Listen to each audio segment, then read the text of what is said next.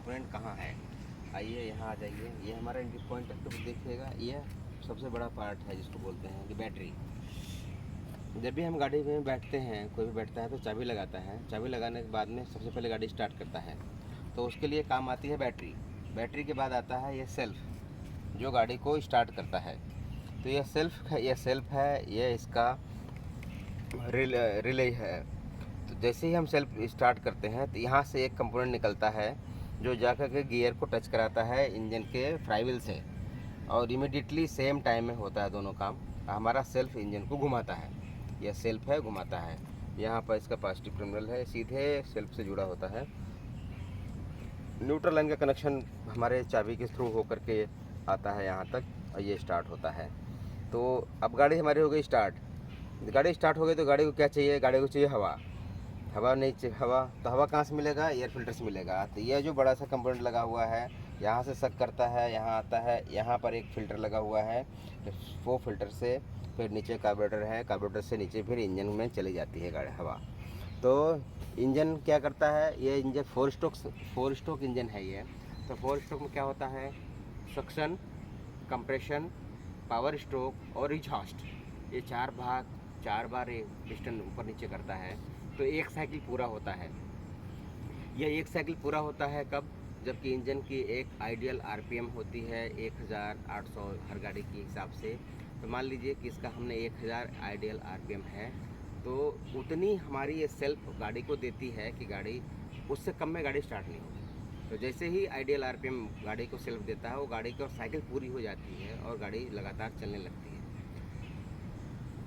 तो हमारी अब गाड़ी हमारी स्टार्ट हो गई। गाड़ी स्टार्ट हो गई तो क्या हुआ, हमारा आया ये है, देखिए गाड़ी में कितने सिलेंडर के है पता चलेगा। स्पार्क प्लग, ये देखिए 3 वायर गए हैं यहाँ पर, ये तीनों वायर यहाँ इंजन से जुड़े हुए हैं। तो ये 3 स्पार्क प्लग में जा कर के लगे हुए हैं, ये 3 स्पार्क प्लग लगे हुए हैं। तो इसी से हमें पता चलता है गाड़ी 3 सिलेंडर की है।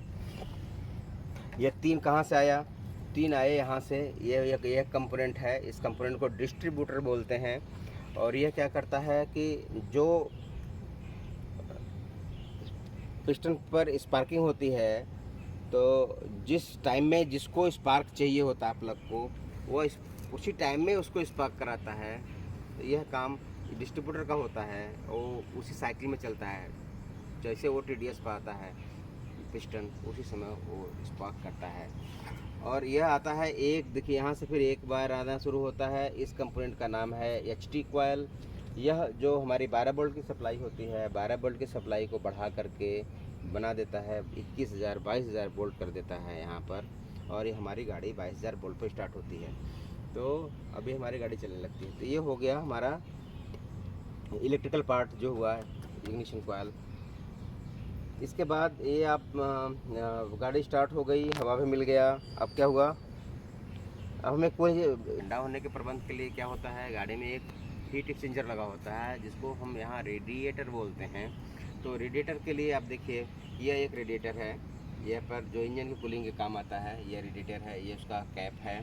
ये इसकी ट्यूब है, जो गर्म हवा आती है यहाँ से आती है, यहाँ से सारी गर्मी पंखा से इधर बाहर को अंदर को आती है, और फिर जो ठंडा हो जाती है, फिर नीचे से दूसरी ट्यूब लगी है, वो वहाँ से आकर के पंप के अंदर आ जाती है। पंप के द्वारा फिर पूरे इंजन में सर्कुलेट करती रहती है।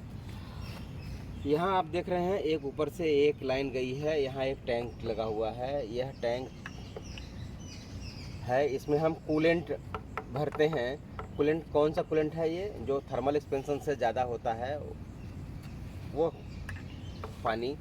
यह थर्मोस्टेट वाल्व लगा होता है, इसका कैप एक तरह का थर्मोस्टेट वाल्व भी है। जैसे टेम्परेचर ज़्यादा होता है या अंदर प्रेशर पानी का बढ़ता है, ये खुल जाता है, और ये अंदर पानी जितना एक्सेस पानी होता है, जो कि हीट की वजह से थर्मल एक्सपेंशन के द्वारा ज़्यादा हुआ है, वो इसमें आ जाता है एक्सेस। यदि कम होता है तो अंदर वैक्यूम क्रिएट होता है, यहाँ से सक भी कर लेता है। तो ये दोनों काम करता है। तो ये तो हो गया कूलिंग का। अब दूसरी पार्ट में आइए, इस तरह आ जाइए।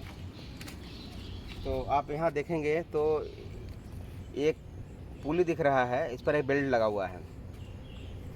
तो यह पुली है, एक पुली आगे है, यहाँ पर दिख रहा है लास्ट में। तो ये जो पार्ट आगे वाला दिख रहा है, इसको अल्टरनेटर बोलते हैं। आगे ये जो जहाँ पर लगा हुआ है, ये थोड़ा सा साइड से करिए तो दिखेगा। हाँ, ये देखिए, ये जो पुली दिख रहा है, ये पुली है, ये पुली है अल्टरनेटर। ये अल्टरनेटर क्या करता है कि हमें इंजन के पावर से बिजली बनाता है, तो वही बिजली हमारे बैटरी चार्ज करने के काम आता है, हेडलाइट जलाने के काम में आता है। और यह पुली, यह क्या है, यह पुली एक पंप के ऊपर लगा हुआ है। यह पंप है जो हमारा चलता है इंजन को ठंडा करने के लिए, यह वो पंप का पुली है। और इस पुली के नीचे एक पुली और है जो इंजन का मेन क्रैंकशाफ्ट है, उस पर लगा हुआ है। तो वहाँ से हमें पावर मिलता है, और ये पंप चला और यहाँ अल्टरनेटर भी चला। और एक उस पुली पर 2 ग्रुप है, एक के लिए यहाँ पंप चलेगा, अल्टरनेटर चलेगा एक से, और एक केवल एयर कंडीशनर के लिए लगा हुआ है। यह एसी लगा हुआ है, ये एसी का बेल्ट हमेशा चलता रहता है। और इसमें इलेक्ट्रिकल क्लच लगा हुआ है, जैसे हम अंदर स्विचिंग करते हैं तो यह हमारा एयर कंडीशनर का कंप्रेसर ऑन हो जाता है और चलने लगता है। यहाँ से हमारी यह जो है, देखिए, एक ये इसकी लाइन पड़ी हुई है, और ये जो मेन रेडिएटर है, इसके आगे एक रेडिएटर और होता है। हमारा जो इंजन कूलिंग का है, इसके आगे एक रेडिएटर ऐसा ही और है, जो कि एयर कंडीशनर का रेडिएटर हीट एक्सचेंजर है। तो वह एयर कंडीशनर का हीट एक्सचेंजर जो है हमारा एसी की गर्म हवा को बाहर छोड़ता है, फिर वो हवा वो ठंडा होता है। फिर वहाँ से ठंडा होकर के फिर वो अंदर में जो एसी का जो कूलिंग कॉइल अंदर होता है, उससे फिर हम बाहर पंखा होता है, हमें ठंडा हवा मिलता है एयर कंडीशनर का। तो एक तो ये चला गया और एयर कंडीशनर का हो गया। अब दूसरा देखिए ब्रेक का है। यहाँ देखिए, ये ब्रेक है, ये कंपोनेंट दिखा दीजिए। यह कंपोनेंट है, यह ब्रेक रिजर्वायर ऑयल, एक ब्रेक ऑयल रिजर्वायर है, ये इसका कैप है, यहाँ से खोलते हैं।